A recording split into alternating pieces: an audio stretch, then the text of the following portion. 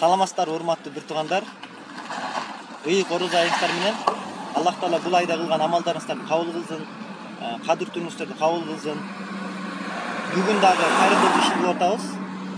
Тактап айтканда бүгүнкү жардамды Кореяда жашаган кыргыз жарандары салым кошту.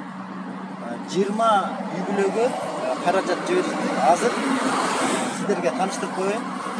Ошол пакет 1 килограмм туплап, бул жакта 5 килограмм un, 2 литр май, бул жакта 1 килограмм гүрүч, 1 килограмм горох, 3 килограмм рожки, 1 килограмм сахар, 1 литр томат, сгущенка, чай.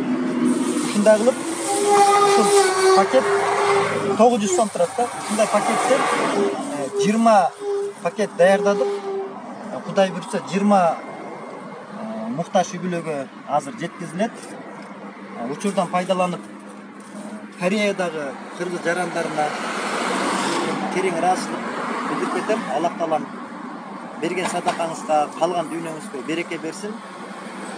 Урматтуу соц тармактагы ага-инилер, эже карындаштар, сиздерге да рахмат. Ушул видеолорду көрүп бөлүшкөндүктөн Италиядан, Кореядан, Америкадан, Англиядан бери көрүп жардам берип атат. Биздин ар бир кылып аткан жакшылык иштерге сиздердин дагы тиешеңиз бар. Пайгамбар айтат: ким бир жакшылык ишке себеп болсо, аны кылганда эле соо алат деп. Бул жакшылык иште ошол акчаны которуп аткан жарандар дагы, бөлүшүп аткан бул маалыматты сиздер дагы, таратып аткан волонтерлор дагы соовун алат, баардыгыбызга соову тиет. Аллах Таалам баардыгыбызды эки дүйнөдө бактылуу болсун. Ассаламу алейкум.